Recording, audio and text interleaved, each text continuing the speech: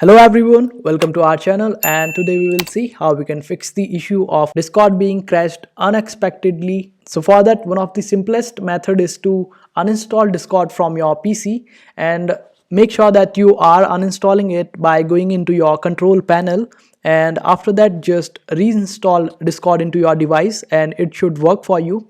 And if it is still not working in your PC, then follow these steps that I'm going to tell you. And for that, you need to open up your run on Windows by going to your search bar, and after that type temp and click OK.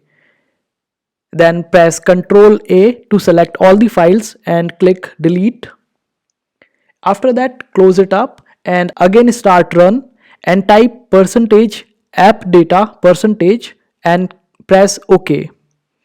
After that, find Discord and delete Discord from the list, and again start run for the last time after closing all the things. So after opening up run, this time type percentage local app data percentage and click OK, and find the Discord files again and delete them.